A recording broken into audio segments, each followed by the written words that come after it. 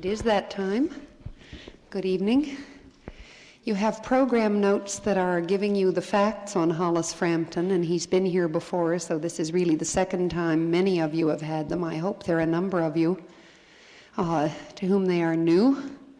But read your notes for the facts of his life, and I want to just give you a brief rundown on his history in Pittsburgh, which by now is a couple of years old. He came here to begin with on January 21st in 1971, and at my invitation, or the film section's invitation, because I had met him at the Flaherty seminar the preceding summer, where he was wearing an outrageous head of hair and no vest, and he returns now with the same head of hair and an outrageous vest to match, which is kind of nice, so things are advancing. He screened a number of films that first time and asked to shoot some film. By then, Brakhage had begun shooting Eyes, or I think had just shot Eyes and possibly begun on Deus Ex. And the word had gotten around that it was possible to shoot things in Pittsburgh that maybe were difficult to get elsewhere.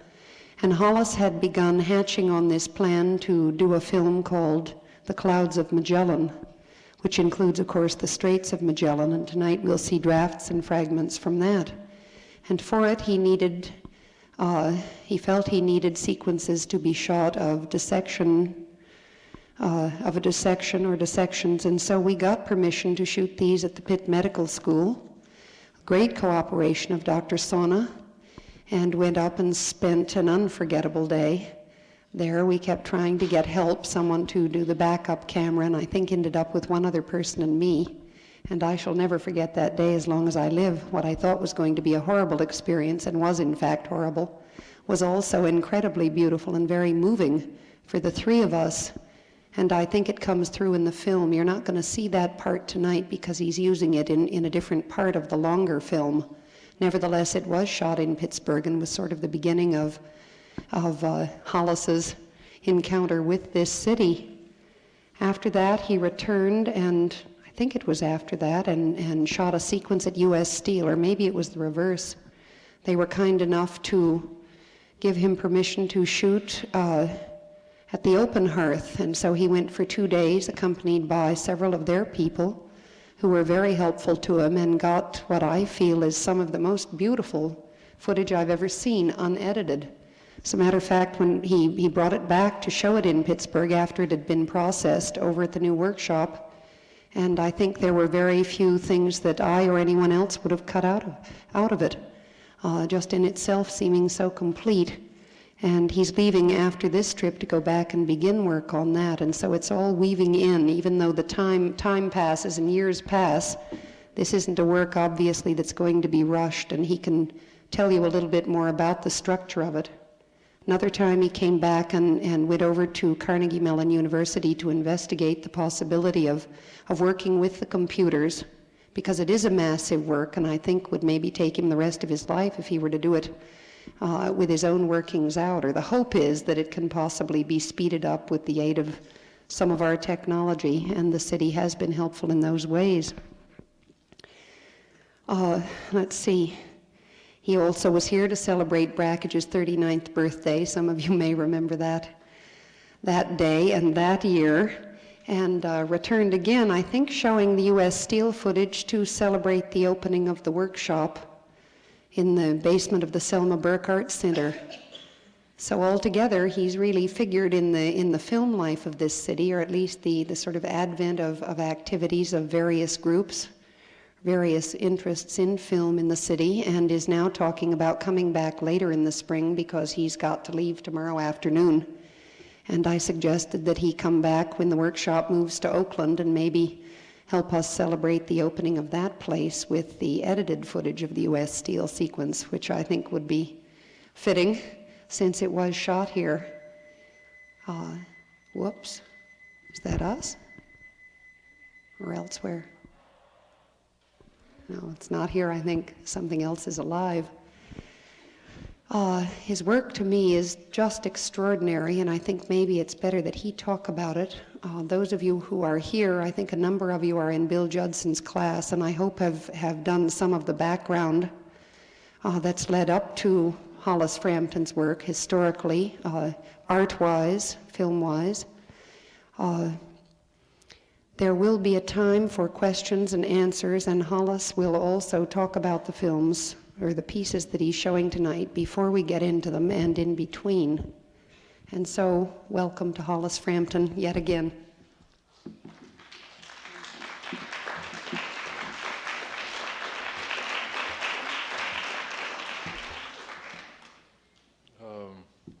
It's nice to be back. When I was a kid, before the invention of fire and the wheel, there used to be a kind of ritual or social occasion which was called going to the movies. And no one goes to the movies anymore, of course. One goes to see films, or one goes to escape the tube. But there was a time when going to the movies was such a highly structured thing that it had the force and indeed the formality of a celebration of the Mass. Or it's as close as I ever came to it, anyhow. And that celebration or that ritual consisted, in those days, before it got chopped down to just swallow the Eucharist and run, of a number of parts. Typically there would be a newsreel, there would be a cartoon, there would be previews of coming attractions, there would be something in the nature of travel or instruction or exoticism. And then finally we would get around to Fu Manchu and Billy the Kid. You see, I'm going back to the Wayne Theater in Worcester, Ohio, which was right next to the Greyhound bus station in about the year 1940 or something like that. And generally just about the time you got to the real stuff, although one did not then know it was the real stuff. One believed that it was all part of the purifying enlightenment of going to the movies. Oh, well, you ran out of popcorn, or you got into a fight, or you had to go to the bathroom or something like that. So that the celebration always fell apart into two parts, just as Buster Crabbe was about to start doing his stuff, there you were, kind of outside, and would generally check back in, since you certainly wanted to get your dime's worth, or I did. Well, I am taking then the ritual break tonight. There will be a newsreel, there will be a cartoon, there will be previews of coming attractions, there will be an exotic travelogue, and then the program will end. And as they used to say in my favorite Third Avenue bar at 4:05 in the morning, after that, you don't have to go home, boys, but you can't stay here. The newsreel and the cartoon are fittingly brief. I'm afraid about the newsreel in particular that I'm going to have to go into more length than I had ever thought I would. The newsreel is a film. Of course, it is the shortest film I have ever made. I believe it is the shortest film that anyone has made, that they have declared a complete work. It is 1 second in length.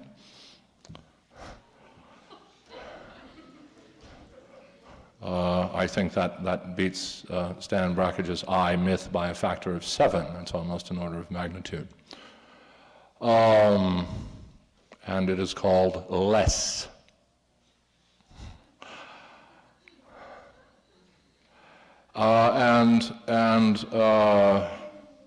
As you can see, I have already spent more time talking about it than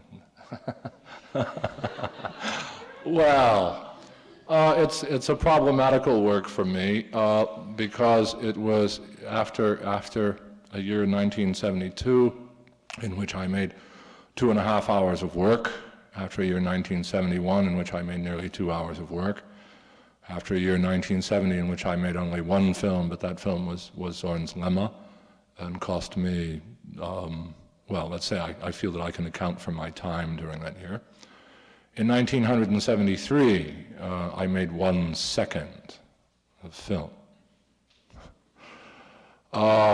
It seems as though the situation in filmmaking was very painful during 1973. The Chinese, of course, say that it was the year of the ox. We know how you make an ox. It is different from the way you make a steer. You take a full-grown bull to make an ox, you see. It's more worrisome proposition. The steer doesn't know what he has missed. It was more like, from the magnitude of what I accomplished, the year of the cockroach or something like that. So that it amounts to a kind of aesthetic newsreel of the year 1973 in 24 frames. And that should be easy, except that for the first time in my hitherto in a public career that, as far as I know, by direct confrontation, if not by innuendo, has been pure as the driven snow. I have made a film that might be considered to have prurient interest. And such are the events in the state of Pennsylvania, as I understand them. I'm an outsider, of course, as to make suddenly that questionable. So I'm going to have to explain the situation further. There are 24 frames in this film, each of which is visible for a 50th of a second. And of those 24 frames, about 8 reveal frontally the forbidden parts of, or some of the forbidden parts of the anatomy of a moderately attractive woman in her 20s, I would judge. That means that about 8 frames, or 8/50ths, or 1/6 of a second, is devoted to this material of prurient interest.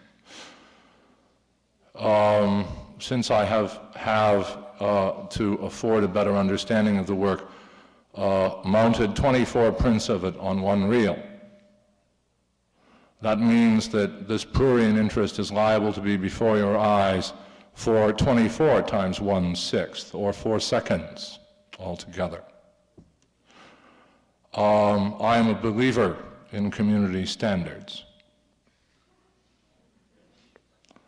When I am in my own house, or when I am alone in my house with friends, or when I am in the houses of my friends, I feel that it is only reasonable that we not do anything among us that is not mutually agreeable to all of the people there, or to most of the people there. And that is a principle that I feel to be civilized and would under no conditions transgress upon. So that it appears, since we are here in this public place, we might constitute ourselves a group, since I would not offend anyone under any circumstances. With material of prurient interest, I will then simply ask you whether you want to see this or not. It is up to you. I can show it other places. I can show it in my own house, where I'm not perhaps offended by quite the same things that the state of Pennsylvania is offended by. So I will call then for a voice vote. May we have the yeas? The nays?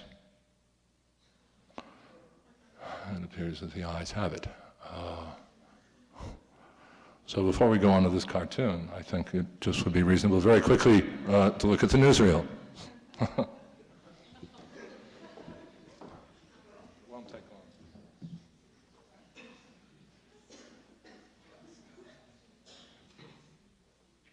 1973.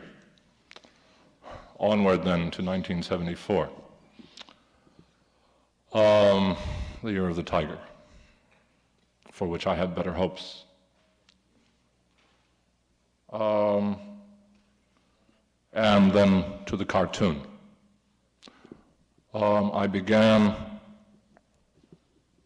several years ago.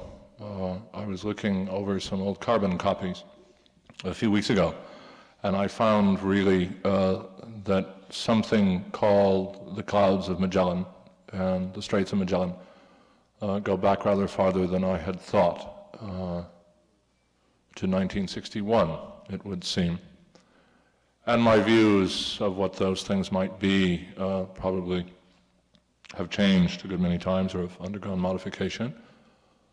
And over a period of 7 or 8 years, I have made footage that I, in one way and another, felt obscurely had something to do with that work or had something to do with something, and then have sat on it like a bird sitting on her eggs, waiting to see what might come out.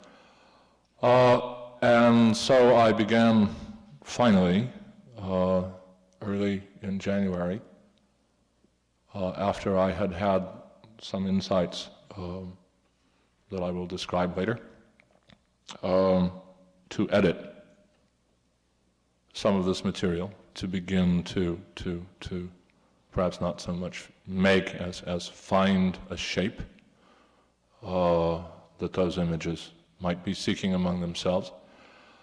And the portion of the work that I was editing is something that you will see later tonight. It's made from footage that was shot in November of 1972 at the J. Bartouche Meatpacking Company in South St. Paul, Minnesota, which is a slaughterhouse.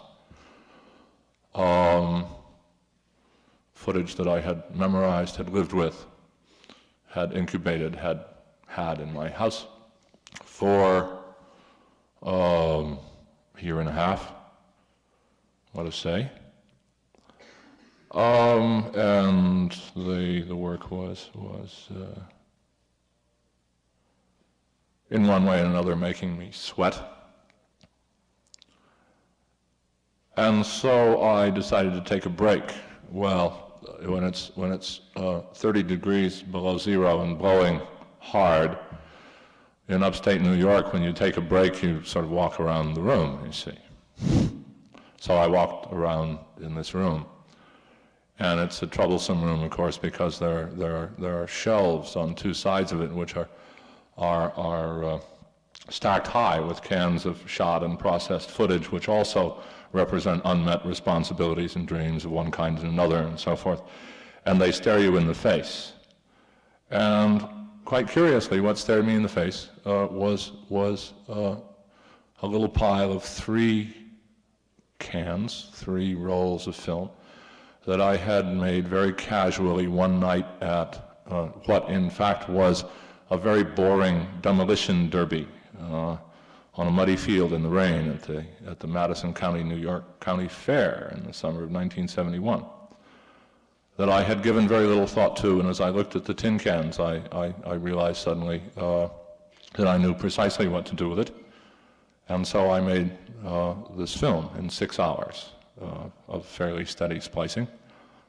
It is called Noctiluca. The Noctiluca is a little animal that lives in the sea and glows when it is disturbed. And as I was finishing it, for reasons that I'm not sure of, especially because I haven't tried it out on its target audience yet, I had the sense that it was a film for children. Not, I think, in any cutie pie way. It's a little spooky, where it's anything at all. But perhaps in the way that Bartók said that his piano pieces in the large cycle called Mikrokosmos are piano pieces for children. So, as for Les, and perhaps I should say also for Noctiluca and for all the work that will be shown tonight, 3.5 minutes, color, silent, Noctiluca, world premiere.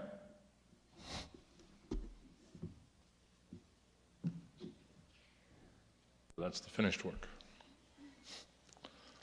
And now I somewhat,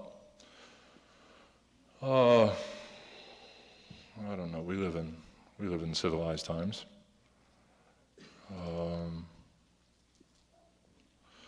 I nevertheless show what follows, and I suppose for some years I shall have to show most of what I show, with a certain sense of taking my life in my hands.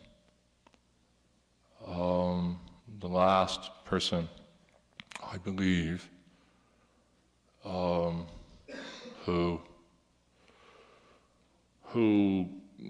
released, who cast adrift, who let go of pieces of anything of such magnitude that it might be referred to as utopian or leviathanic or something like that was James Joyce, and he let out pieces, riffs of Finnegan's Wake over a period of 17 years. At least maintaining some of its connections in camera under the title Work in Progress. And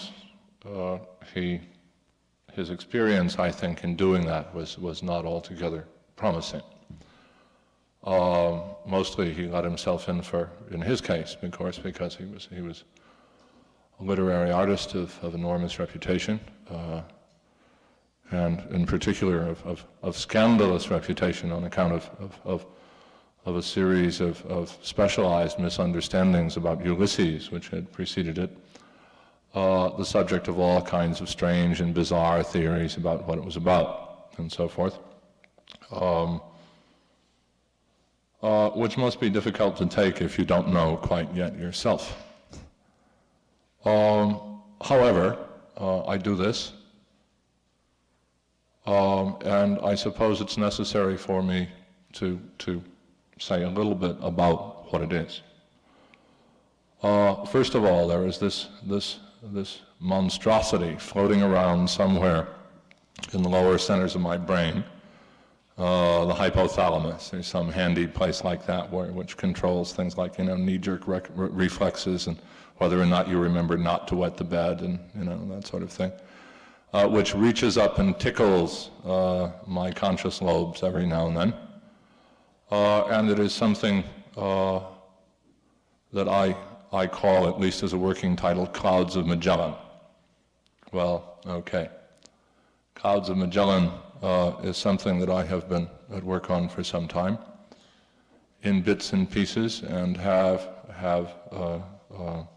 notions here and there of the scheme of the whole thing, and it would appear thus far that there will be 7 parts: the Dream of Magellan, the Birth of Magellan, the Small Cloud of Magellan, Straits of Magellan, the Large Cloud of Magellan, the Death of Magellan, and then something that I'm not settled upon, but it would seem to be the House Personal Effects, Speculations, and Private Papers of Ferdinand Magellan. What we need concern ourselves here with at the moment is only the Straits, the 4th part of 7, or the pivot of it, which as projected will run, it would seem, somewhere in excess of 10 hours. Well, I swear I didn't ask for it. This has happened to me before. It happened to me with Hapax legomena 2 and 3 years ago. Something that I thought, when it all began, that I could make a nice 10-minute film of myself burning some old pictures or something like that. And I woke one morning to find out that I was being squatted upon and obliterated by a 3.5-hour monstrosity, with which I personally still feel great discomfort. In particular, it wears me out. And to see wheeling in like a kind of flying saucer or something even larger, which is yet only a part of something larger still, worries me. I worry especially that that somebody might try to cram down somebody else's throat, the whole blooming thing in one sitting, like one of those, if any of you have ever been to Bayreuth, I have not and hope I never will be, but to have all of the ring cycle kind of jammed into you like corn into a pathological goose meant for the production of pate in one day, plus a certain amount of beer and some hard marble benches and mosquitoes as the evening wears on and so forth. Oh boy, well, that's mind destroying. Where one had hoped to share something, or to have something that one could oneself stand to look at, you see, without just total fatigue and so forth. Well, nevertheless, how did it begin to come about? It began to come about, first of all, with a fascination for that most inexplicable part of the whole history of film, the very early cinema, the films of the Lumières, the Lumière brothers. It's wonderful that Lumière means daylight, of course. And film was really invented by somebody, if you discount Edison, who just invented the light bulb or something like that, somebody whose name really means light. They made thousands of films, of which, well, upwards of 2,000 are still in existence, in which they had only a small camera. It held 100 feet of 35 millimeter film, more or less 30 meters. 35 millimeter film runs through the camera at 90 feet per minute, and they would find something, they would find their film, or they would see it, and they would turn the camera on and it would run. And when the film all ran out of the camera, the movie was over. No editing, rarely any camera movement of any kind, no focus pulling, no filters, no, on a few occasions there was acting. And the body of work is large, and it stands at this kind of mythic beginning of cinema, and nobody has ever found anything to do about it except look at it. It has remained mysterious. Vast superstructures larger than this building have been built, around the Russian films of the heroic period, if you will, the period immediately after the October Revolution, or the decade thereafter, and so forth. And nobody has managed to say more than about this vast body of work. So I thought, well, I'll try that out. I'll make some 1-minute things and see if I can find out how they work. And I commenced doing that, and there are now upwards of 200 of them. And other considerations have intruded. And as I began to wonder what was going to happen with them, two things took place within about a month of each other. One of which has to do with birds, and the other has to do with fat old ladies. First the birds. Where I live, I am surrounded by greedy birds. The winters are hard. Like most of my neighbors, I raise sunflowers for them. And I was walking around in the pasture behind my house, looking at a sunflower seed head in October, which the greedy things had already picked clean. You see, it was supposed to last them until April or something like that, and there it was, empty. And if you have ever looked at the seed head of a sunflower, you know that it is not simply the random packing together of so and so many little things squeezed as tight as they will go, but rather that it has a pattern which is intricate and is generated by a set of interlacing spirals. And if you have held one in your hand, you know that the petals and sepals curl up around the edge. And as I was holding it, it fell crosswise to a late sun, and a series of very narrow paths or rays of light passed through that edge of the flower head.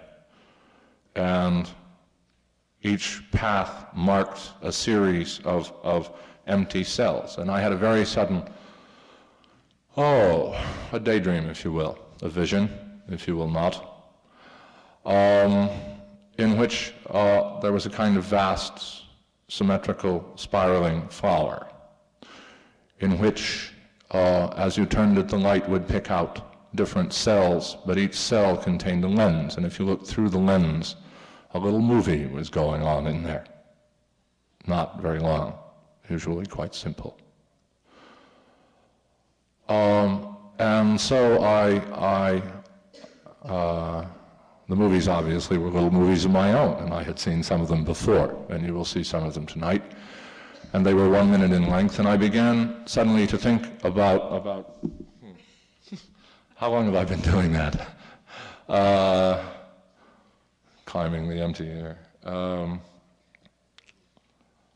I began to think about an ordering, a natural kind of ordering of all these things, and also some other things that I had done, which would compose a kind of cycle for the solar year, such that there would be at the core of the work, for 360 of the days of the year, a 1 minute film to be seen on each day. For 4 of those days, 4 particular feasts for the great solar holidays of the solstices and equinoxes. A single day that could be determined by a ritual audience in which there would be no film, but the participants could be free to bring their own lights to the theater. A day of rest from the whole thing to be determined by everyone. And then, as the thought elaborated itself, perhaps even a special film to be seen only once every 4 years on the 29th of February. Then, because it also had this the possibility of being around in space as well as around in time, I began also to think of it as a kind of city. One cannot begin a thing that has to do with the year on January 1st.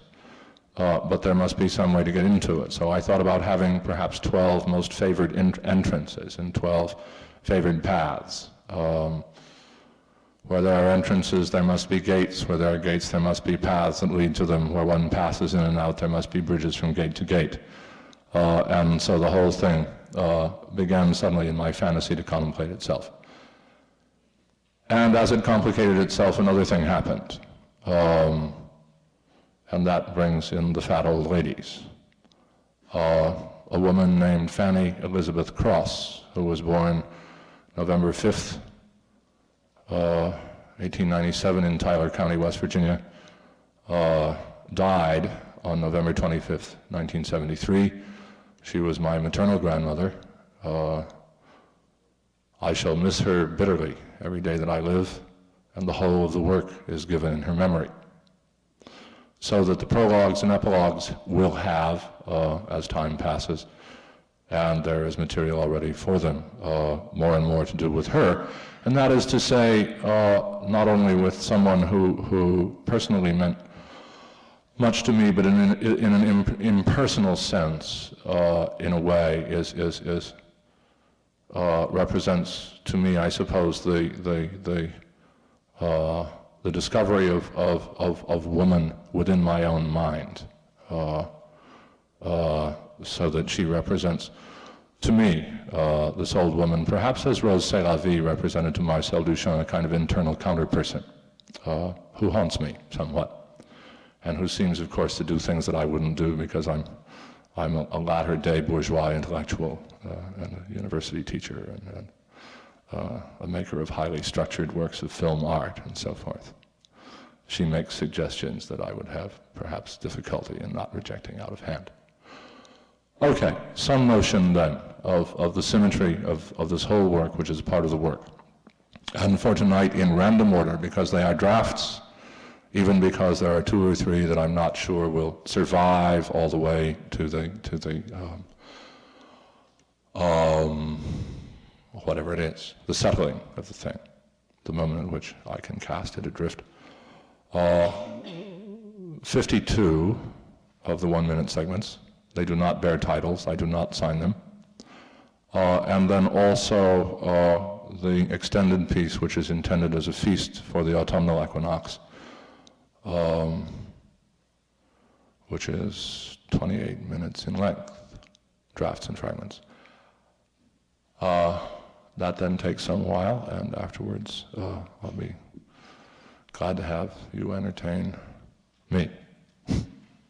Right.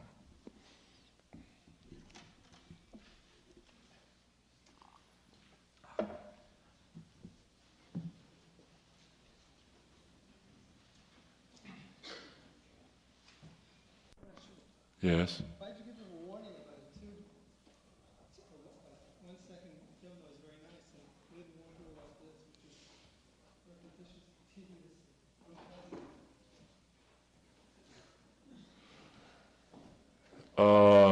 Why didn't you give me a warning about that question? Which was repetitious, tedious, and unpleasant. I have to answer that. I did not go into the slaughterhouse with you in mind, to begin with. I went in with myself in mind.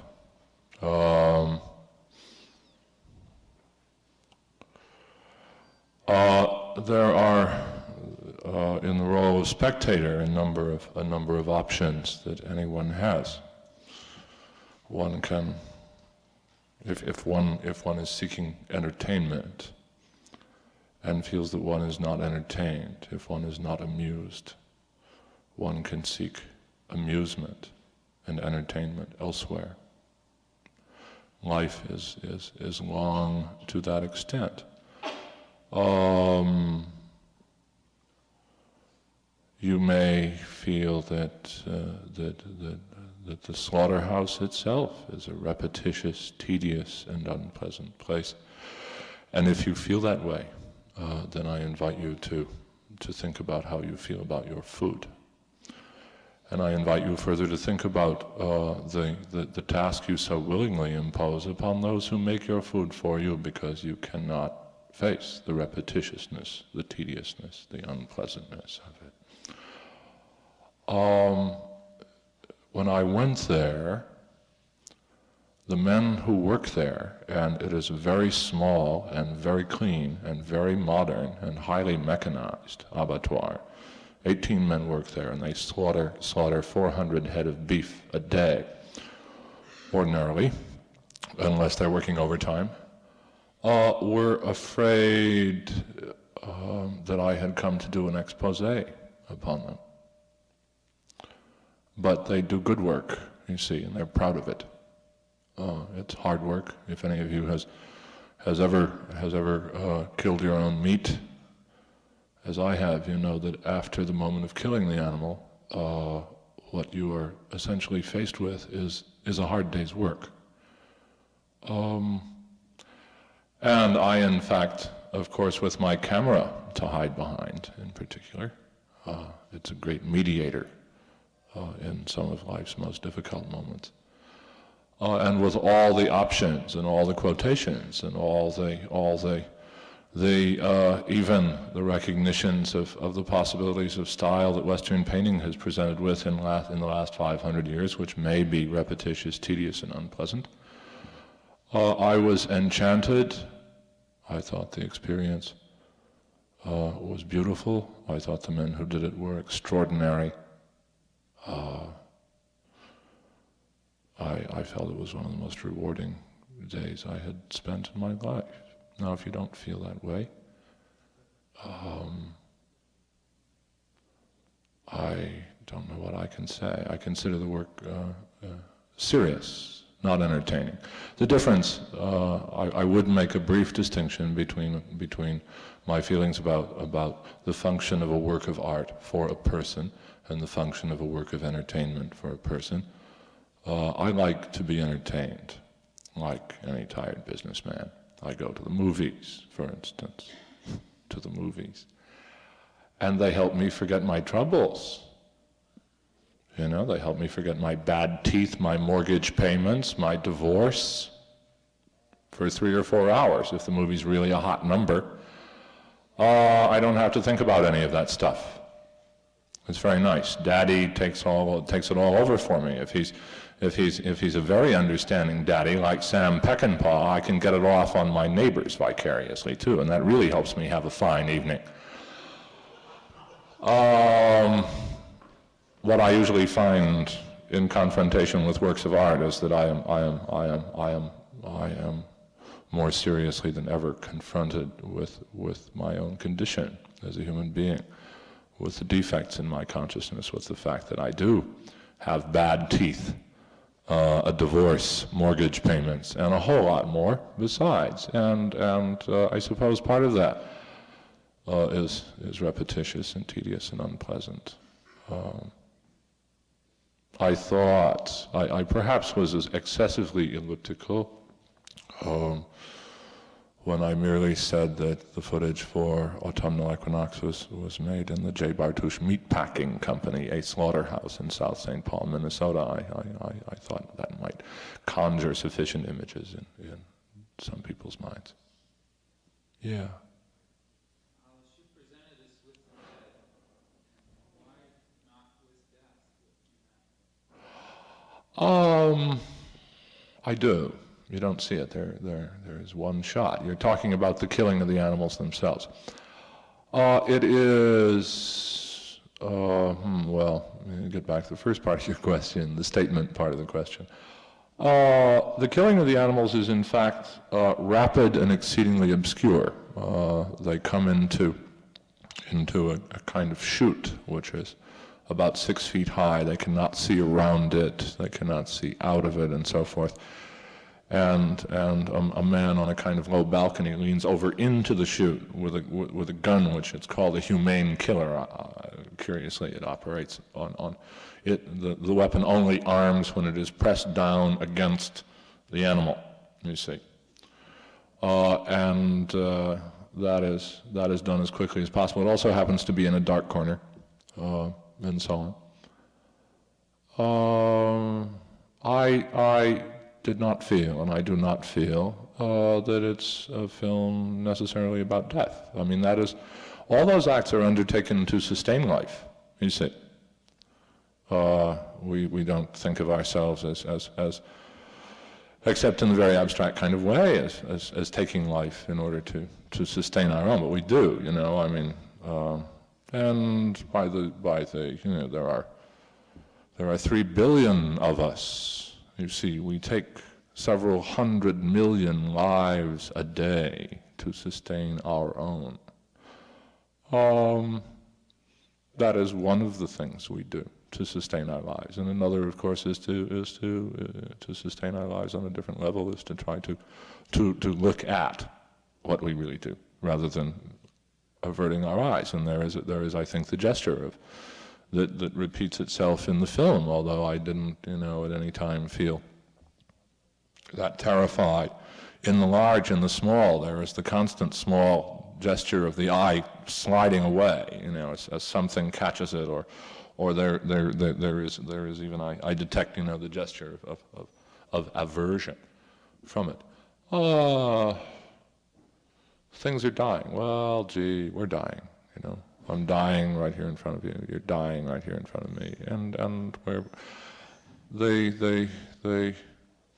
death doesn't need any monumentation. We are its grandest monument, because we know we're going to die. You see, as William Butler Yeats says, man need not worry about death. He knows it to the bone. Man invented death. No other animal knows of its own mortality. You see. That is not an image that is not a deadly situation. It may be a situation of fear, of undefined fear for the animals themselves. It's us, it's in us, we worry about it, you see. I don't feel that way. I mean, there's a long spectrum, you know, from the purely pictorial through the positively grisly. I did not have, for instance, and there is a level on which the film functions as parody and as serious parody of the act of seeing with one's own eyes, obviously, where Stan segues into it in relation to what he has shown. I did not have even that option, you know, where I came in on a quiet day. There are no quiet days in a slaughterhouse. You walk straight in on a cascade of guts. But those guts are good, you know. They make sausage casings, and you know, after all those grisly heads are worked over for their phallic tongues that are hanging out and so forth, still the pituitary gland is removed, and a hormone from that helps women in childbirth, and another hormone from it, and so forth and so forth, you see. Yeah, yeah. Yes? If I cannot use the word vision, as you said, then I compliment you on your excellent eyesight. And also, could you explain your fascination with subtle, very subtle natural movements that you presented all throughout here? Oh, I thought subtle natural movements were fascinating for all of us. You know? I'll tell you a story. It's something I like. It's about an article I read about the drug belladonna. This was a few years before Ray Birdwhistle's kinesic stuff had surfaced in the rip-off body language books and so forth, and begun to parody itself. But there was an article in some scientific magazine about the drug belladonna, which means beautiful lady, of course. And aside from inducing a certain euphoria in one who takes it, it's a mild euphoriac narcotic. It does one very curious thing, and that is it strongly dilates the pupils of the eyes. It began to be called belladonna during the Renaissance, obviously, when the Borgia and Sforza and Medici ladies were on the make for the Borgia and Sforza and Medici gentlemen and so forth, and they believed that taking the drug made them more beautiful. And they would take it before they went out on a date, right? And it seemed to work. Well, the people who were researching into it flashed pictures of strangers to various people, and just rated them according to how they liked them, you know? Do you like this face? Do you not like this face? And so forth. And they did this with hundreds of faces over a sample of hundreds of people. And they changed something, and that is that they changed in the photographic image, they changed the size of the pupil of the eye, and that was all. And this is a very minute part of the information you get from looking at a picture of somebody, right? And there was a very, very pronounced pressure always towards liking the images that had dilated pupils and disliking the images that had pinpointed pupils, you see. Well, whether we know it or not, we watch subtle and small motions all the time, you see. I mean, I think Birdwhistle, you know, at Annenberg in Pennsylvania, and even the people who take him unsubtly and you know, want to well, I mean, you know, the National Lampoon finally parodied the whole body language trip, you know, with a girl who's going like this, you know, and the caption says that photograph means you're an interesting person. I'd like to get to know you better. You know, so, I mean, body language, my foot.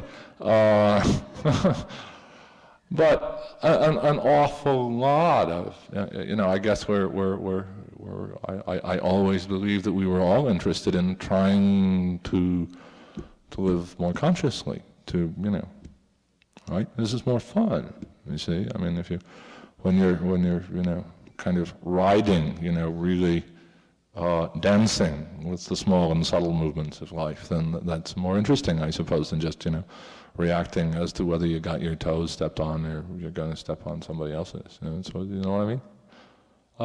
So I don't know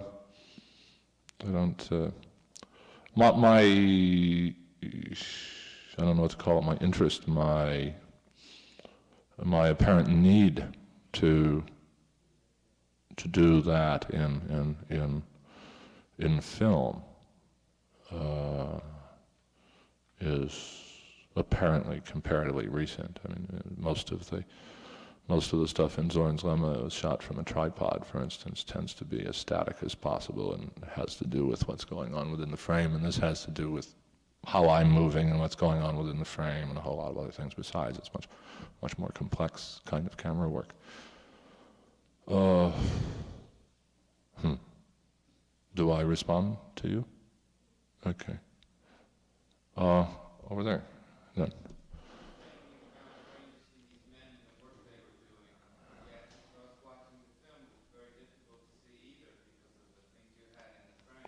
I was interested in the work. It was assumed that none were doing it. I mean, there are little ironic moments and bits and so forth where it becomes quite clear that the men are doing it. There's one point with one of the slaughtered heads hanging where a couple little flaps of raw flesh are sort of twitching obscenely, you know, and they go on doing that for quite some time. And then the frame moves over just a little bit, and you can see that somebody has his hand in the back of that head and he's doing something with it, and it's a puppet show, right? I mean, that horrible, yeah, it's a puppet. I mean, it's a little puppet movement that's going on there, and so forth. Well, what you're saying, really, when you say that, I think the evidence of humankind is often enough. I mean, arms and hands and knives and so forth, and occasionally, on one occasion, a particularly grim and inquiring face are there. But what you're saying when you say I don't show people is that I don't take establishing shots. There are no long shots that show the whole shop with 20 guys running around and so forth. Yeah.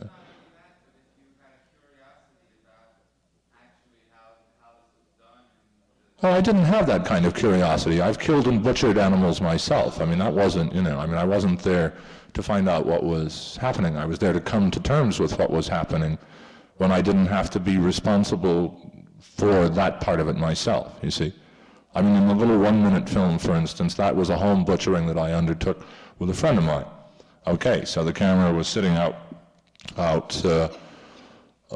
just sort of off on the side on a bale of hay, and that was, you know, I mean, that was kind of the only 1 minute in that afternoon that I had to film, or I would have filmed more. Later on, I tried to pick it up, and as it happens, it was 10 above 0, and the camera had just totally stiffened up, and it wouldn't work anymore. But no, I mean, I want to be very clear about that. I knew what was going on in the place, you know. I mean, it was not any big surprise to me when I walked in the door. I've seen animals slaughtered since I was a child, and I've assisted on such occasions, at least since I was a child. I just wanted to get down into the marrow and drip of it and look for what it did to the light that I live by, you see. That's what I mean. Part of the problem is that you're at a different stage looking at a different thing than the rest of us. Maybe we have to see some of the things we saw first. Oh, yeah. Well, see, I think we're always at all sorts of different stages about everything we do. Let me say this again. I said that I make my works for myself. I did not say that to be offensive. I just said it to be truthful. If I had said that I did it for you, I would have been lying. When one of the cats, particular cat was named Reptile, caught Papa Starling. Well, I mean, you know, cats catch moles and mice and birds and so forth at my house every day. And there was no reason, you know, there's absolutely no reason to be upset about it. I mean, we'd be run over with moles, mice, and birds. I mean, starlings, you know, a dime a dozen or something like that. Anyhow, but the cat was doing the thing, you see, which us confused baboon-like creatures dislike so much. It was playing with its food. It was being cruel. That disturbed me. And at the same time, who am I to interfere with the life processes of my cat? I mean, he was doing something that was perfectly natural to cats and enjoying himself and even mugging for the camera, you know, as you saw, looking up, giving me his best profile and so forth. And my only defense in that situation was to pick up the camera, which is always loaded, always has the motor on it, always has the batteries hooked up, you see. And that's something that happens time and again. I mean, you know, when the little boy comes running in with the frog, I saw myself dangling on that hook. Well, okay, I mean, what defense do I have? There's only the one thing I do any good. You say, well, there are a couple other things, but we can't mention them in public. It's not the sort of occasion, anyway. But that is to make films. My only hedge against my every crisis, against my every catastrophe. is the attempt to practice the art I expound. And I guess I could continue through the list. I mean, some of the crises are very pleasant. The one that's so placid of the rain falling in the grass, if you imagine, it means I'm lying on my belly in the rain, in the grass. You like that idea? I had just sprained my ankle. I had the camera in hand. I was getting soaked to my skin. Well, hell, make a movie, you know. That'll put your mind off your troubles for a minute, you see. All of them have stories attached to them. I made a whole, I have a clever title for each one of them. For instance, and I decided that maybe I could stop being a teacher for a while and just keep those titles to myself. Let other people make their own titles. That's just a little path into something, or a key, and you know, that's just my view of what's right about an image. But anyway, those are made for me, you see. And at the same time, oh gee, I mean, if you cut me, do I not bleed? How corny do we have to get? I have, you know, the usual complement of limbs and so forth, you know, and I'm kind of the same size and shape as anybody else, and it may be presumed then that I am not so peculiar that I do not have needs that are shared by other people, you see. I mean, so much has been based on the idea, this is for you.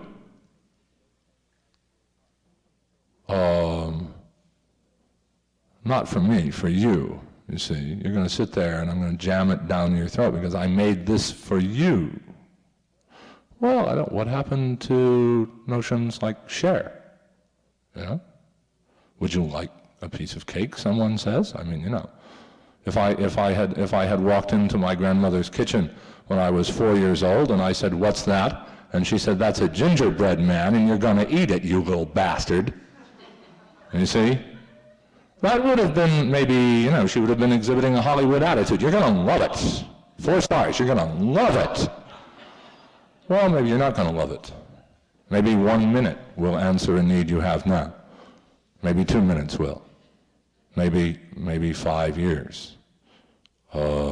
Something will answer to a need. Maybe 5 years ago those were needs and they have been answered. I don't know. You see, I mean, I would feel very bad about closing down and narrowing and walking all over the relationship anybody else could have to these things, because I won't do that for myself. I still feel very, you know, very open about them. I'm still finding out quite extraordinary things about films that I made, you know, 3, 4, 5, 6 years ago, you see.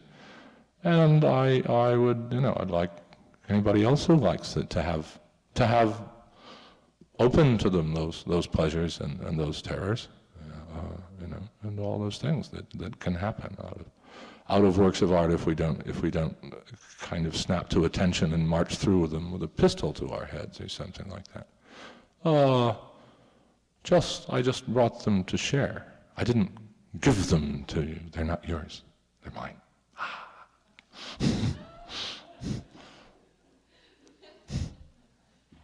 Yeah.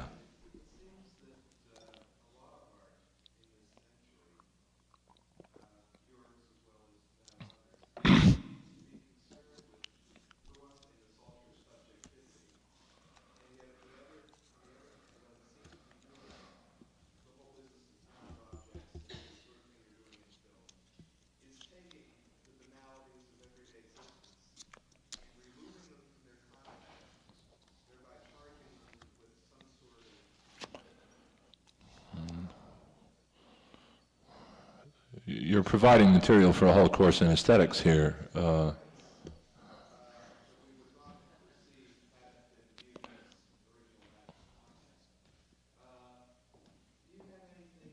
Just say about that.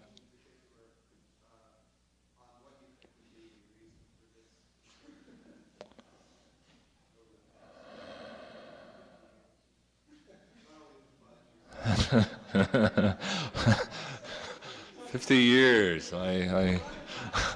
I'm trying to keep control of myself at this moment. What would be the reason? Well, you see, we have, I think, we have a raft of unexamined assumptions in your long and intricate rhetorical question.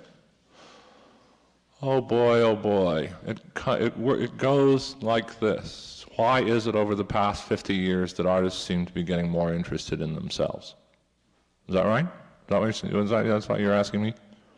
I mean, if we sort of take away the golden fleece from the charging ram or something like that. Oh, well, first of all, since I was born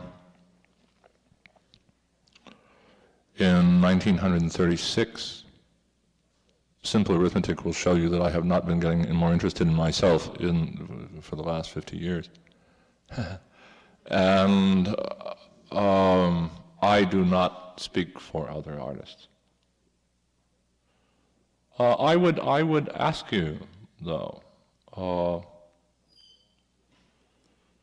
what is wrong with being interested in oneself? Is that bad? Is that good? It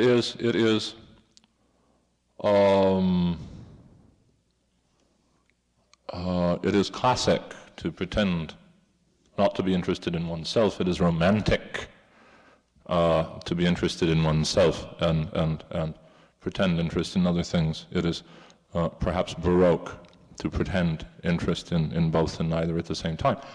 Oh boy. Let me see. Why am I getting interested in myself? I've got to be, man. This is my only chance, right? You know? This is in this respect, you could call me an existentialist. I do believe that this is the only life I'm ever going to live. You see? If I am to be blessed with a second life, then I have asked, of course, that I be a woman and a musician. To round some things out, it's a matter of appetite. Yeah. Just to add some historical perspective, what about the haiku? That's certainly a very small part of... Yeah, for the one, you mean the 1 minute things? Not your things, but it's something that's been going on for 1,000 years almost. Oh yeah, sure. And well, okay, and yeah, that word subjective. Subjective, that's what it's about. Yeah. Oh no, I see, it hinges upon the word subjective. Okay, I will then return to the question, because there's that word subjective. Oh boy, is that still traveling? I mean, you know, when I was 18 years old and trying to drag myself kicking and screaming into the 20th century, since nobody else seemed to be willing to undertake the task, when I was trying to be a modern artist instead of a 15th century artist or something, they were saying this is subjective. And that was, you know, like saying, you know, subjective, right? You know? Oh, come on. To use the word subjective implies a counter word or a counterweight, objective, in a dualistic universe which consists of two parts, what is inside and what is outside. What is problematical about those two parts, of course, is that what is outside for me appears to be very largely inside 3 billion other people. Und so weiter, right? Or it's in, you know, snails and stuff like that. They too have insides. This has insides, and we're having trouble with it. And that means that there is some point, always, where you can say, I stop, and it starts, right? Or I stop and you start, or you stop and I start. And there's, you know, it may be, you know, I mean, it may be as thin as the suicide's razor blade, right? But it's there. Let me ask you something. If you and I are really together, or if you are really with something, into it, like we now say, where do you stop and where does it start? And if you can tell me in that moment of supreme rapture and contemplation, when the self and the other face each other smiling through a two-way mirror,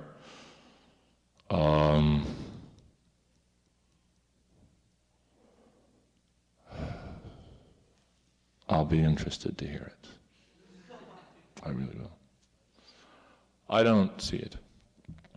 I really don't see it. I have felt at the moments when I really was alive, when I was making a thrust towards life, towards Eros, away from death, away from Thanatos, that I was having the hardest possible time telling where I left off and anything else began. At those moments when I have felt most depressed, farthest from anything around me, closest to death, I have also felt most distant from the things and the persons and the minds that I was surrounded with. So that the best I can do is say that your dualism was made up by somebody who wasn't enjoying what he was doing. All right?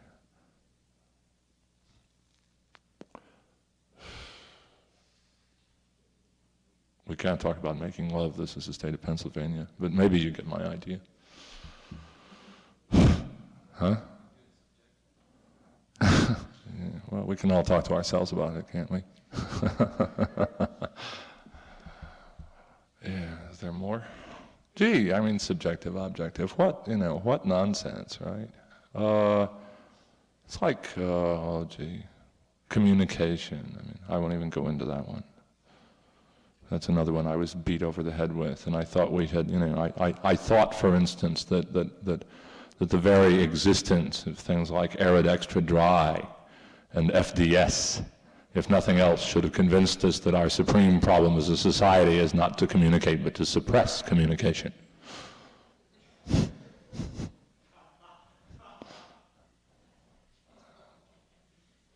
What? Is there more? Yes.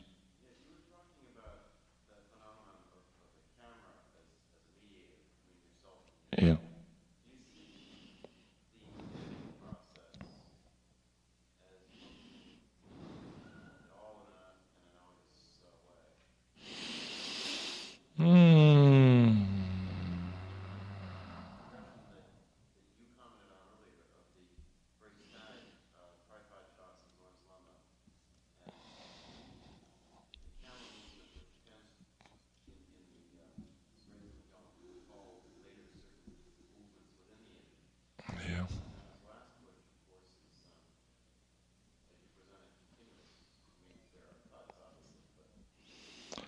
Yeah, well, okay, I mean, now, you see what?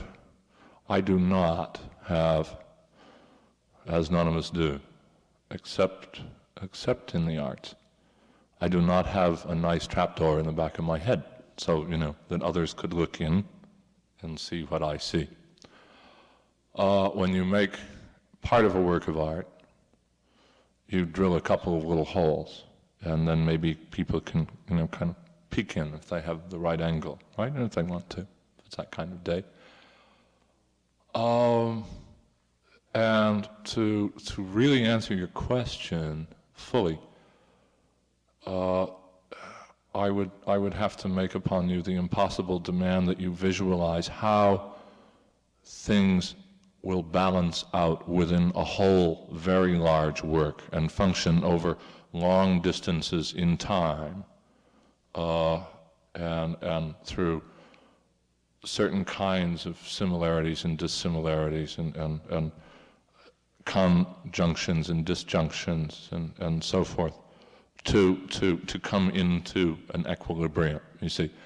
Well, then about editing. Well, there are so many different ways of editing. I mean, there are let us say 4 here tonight. I mean, the first one is essentially an animated film in which I edited a still photograph by Leslie Krims out of existence in 24 steps with a paintbrush. Okay, that's editing by obliteration or something like that.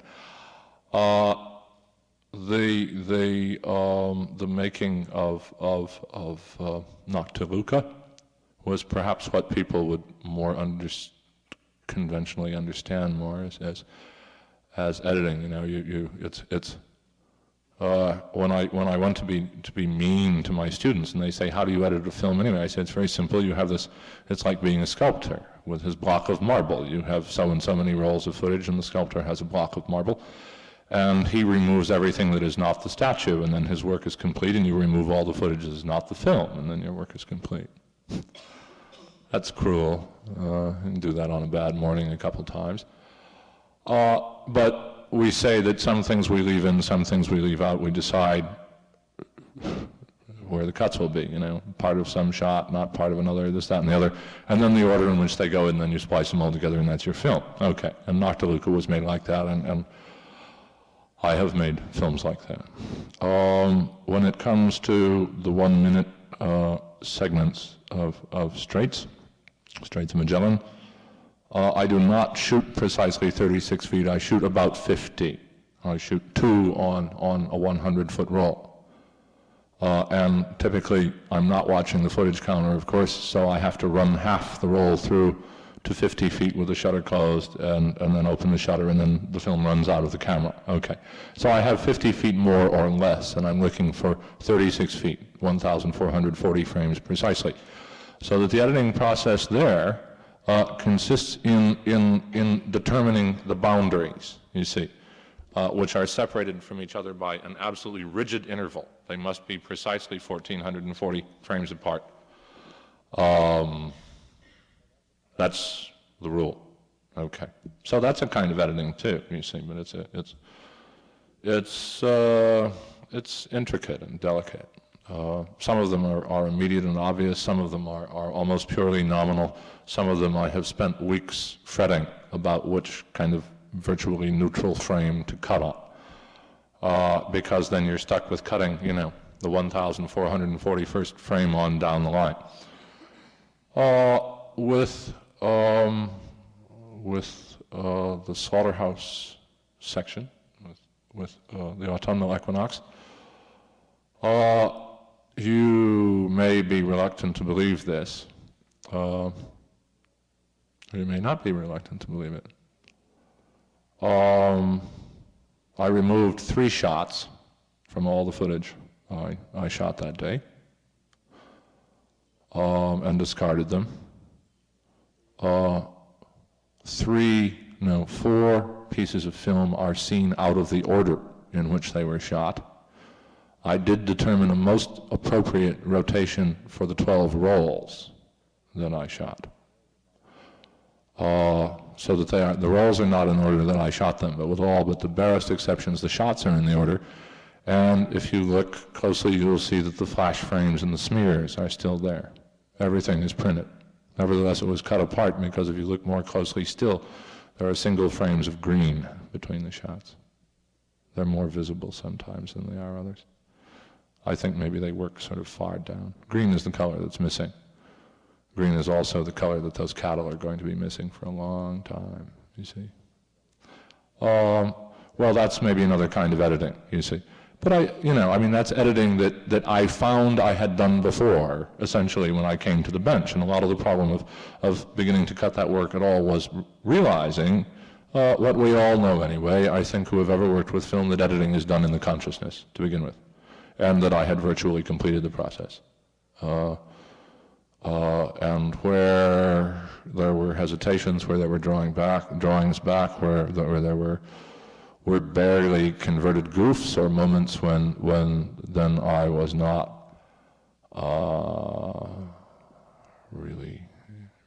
didn't really quite have my eyes open. Well, then as registration of the movement of my consciousness in the situation, I didn't feel that I could honestly excise those either, you see.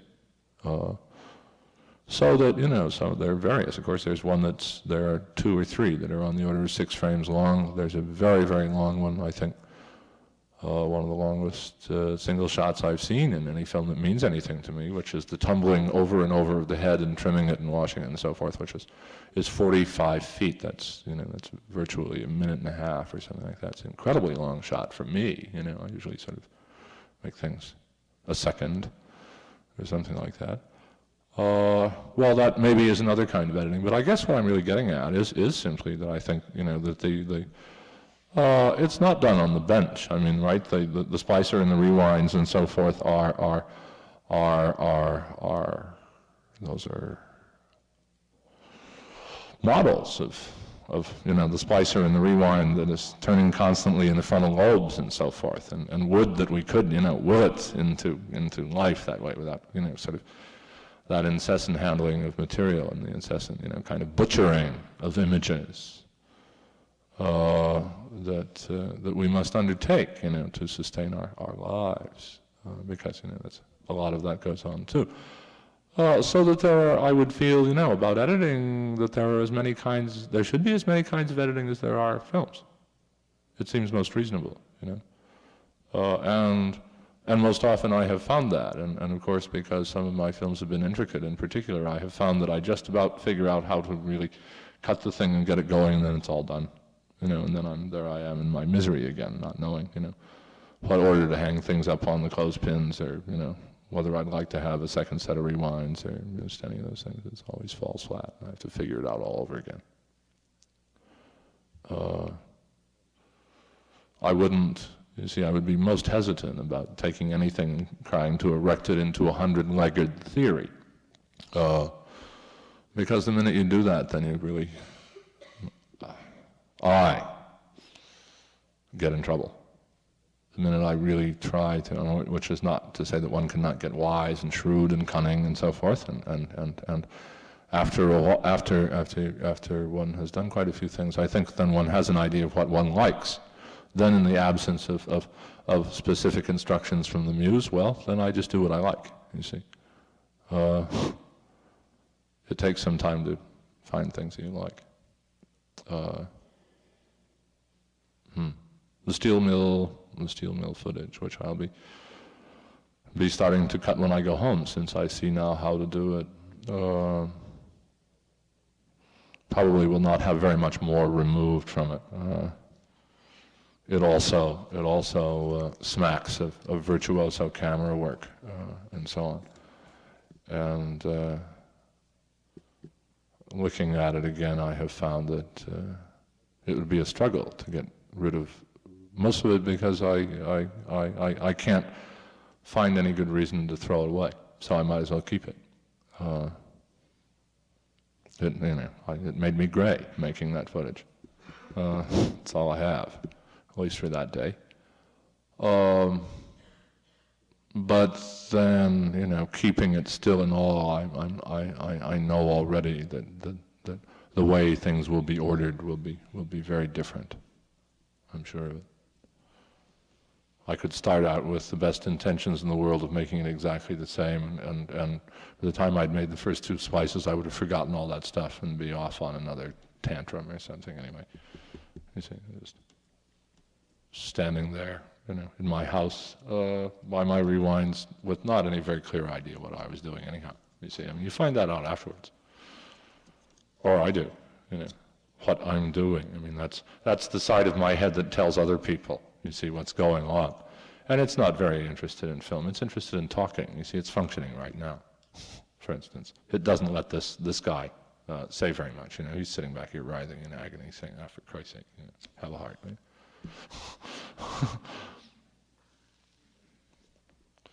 Yes?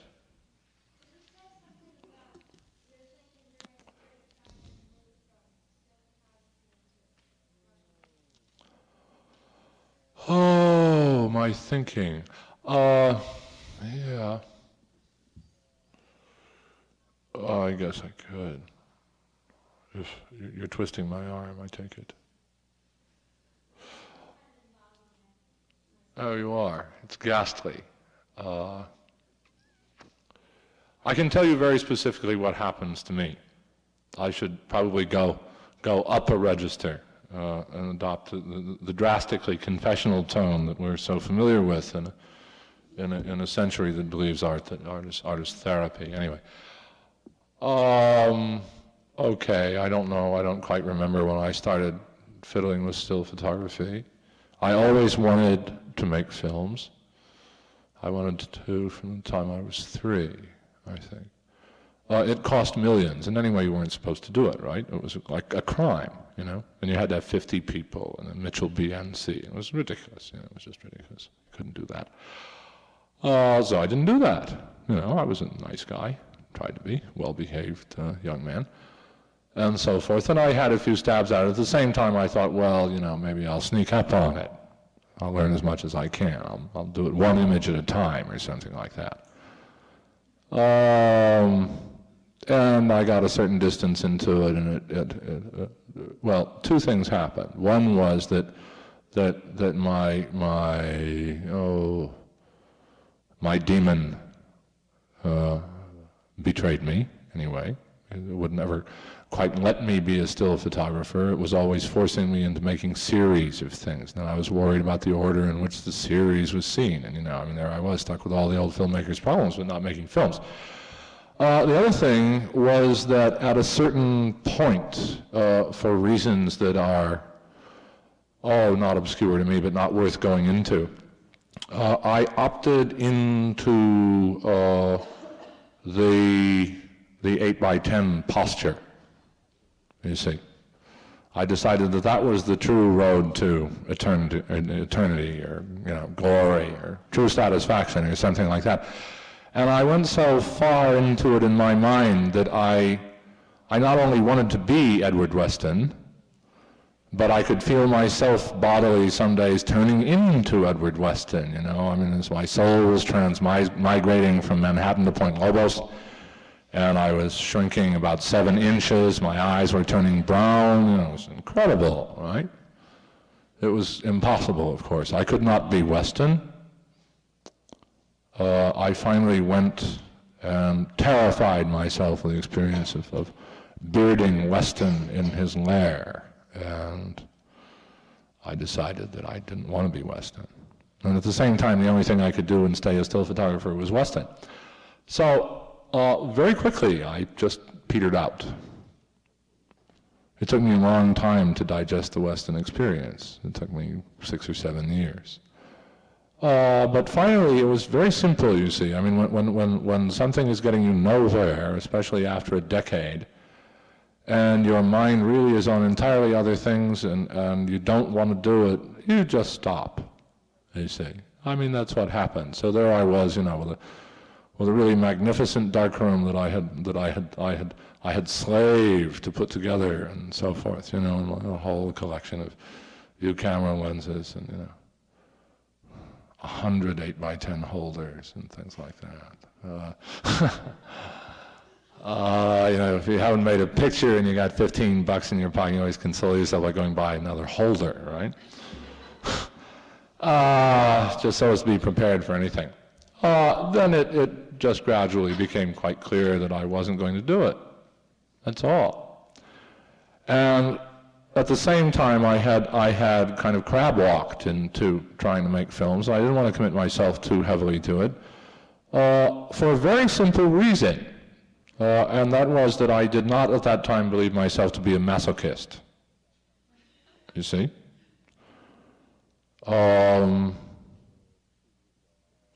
I remember 2 years ago I was at Binghamton and somebody, I showed 3.5 hours of film. I showed all the hot box legomena, and somebody was, as a matter of fact, it was my 36th birthday, and it was a horrible occasion, I must say. But anyway, somebody kind of sitting up in the back said, I wonder if you'd mind if I ask you a personal question. Do you, by any chance, happen to be independently wealthy? I was thinking about the cost of making 3.5 hours of film in 1 year. You know, black and white sound, 16 millimeter, okay. And I looked at him, and he obviously was maybe 20 years old or something like that, and was a student and was poor as I was poor when I was a student, and as I still am most of the time. and all I could say to him was that he had no conception of how far in debt it was possible to get yourself by the time you were in your middle 30s. You see. But gradually, I mean, the pressure just became so great. I'm an emotional procrastinator, you see, in a word. Because I know perfectly, I mean, you know, I'm a procrastinator about my own feelings, because I know that every time my culture has taught me carefully that every time I really act on my feelings, I get myself in a hell of a lot of trouble, one way or the other, you know? I mean, I'm obviously, you know, I'm certainly, you know, kind of walking into the swimming pool. I'm out of my depth. Maybe there's no water in it. Who knows, you know? So I put it off as long as I possibly could, you see. I mean, I'm a Midwestern, middle-class American born in the 1930s. My God, I'm anal retentive as you can get, you know? I mean, I just, you know, I won't go till I can't stand it anymore. It's just that simple. So finally I couldn't stand it anymore. And so, having found it totally unsatisfactory to try to borrow cameras from people and stuff like that, I gifted myself on the occasion then of my 30th birthday with a Bolex. It was a very, very happy day, very confusing.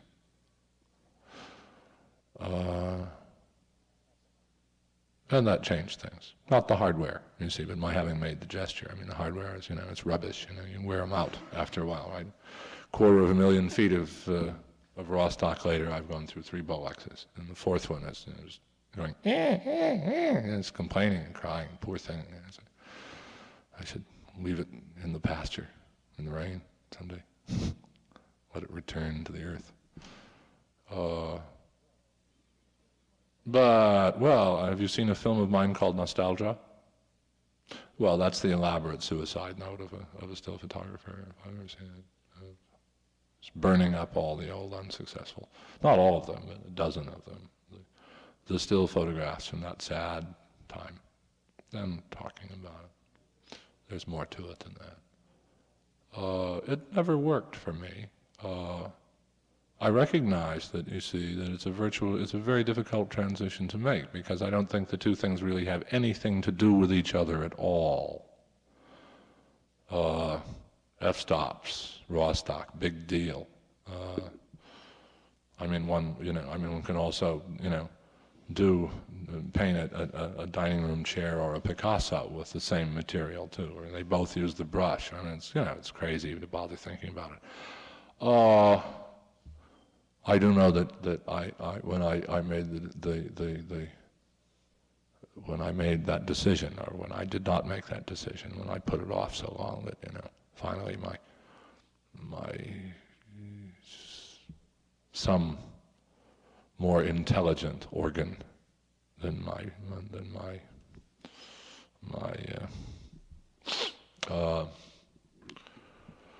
adding machine made it for me. I experienced first immense relief and gratitude, such as I suppose one felt in the New Stone Age, having been newly trephined, and then afterwards that what supersedes that gratitude, which was just a kind of helpless love, of which so many filmmakers have complained for some time now.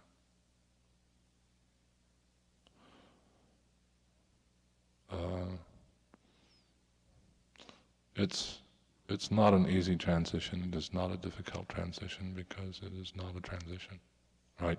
You know, you go to Denmark and they can turn you into a man, and that's not a transition. You know what I mean? Yeah.